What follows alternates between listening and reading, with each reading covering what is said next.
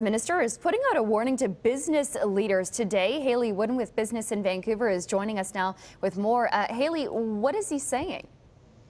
We heard earlier this week Canadian Finance Minister Bill Morneau say that any type of border tax between Canada and the U.S. is going to be bad for business and consumers on both sides of the border. And further to that, he thinks that a tax may even hurt American consumers and businesses more. Now, he made these comments to business leaders, as you said, in New York at a World Economic Forum event.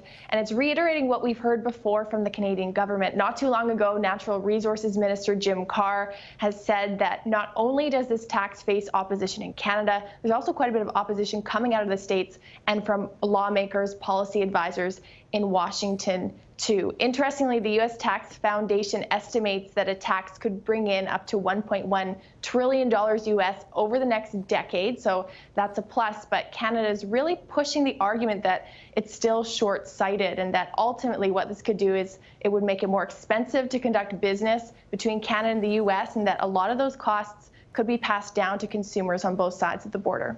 All right. And Haley, I understand the world's first marijuana-focused exchange-traded fund, or ETF, is about to hit the TSX. What is that?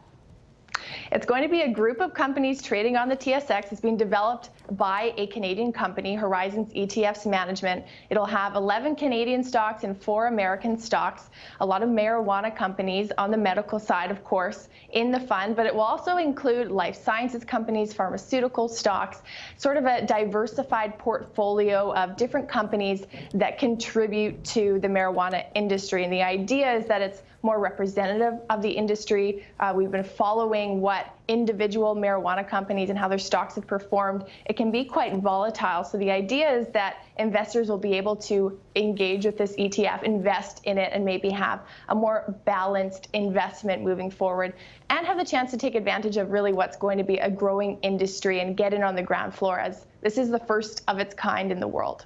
Absolutely. All right. Haley Wooden joining us today. Thanks, Haley. Thank you.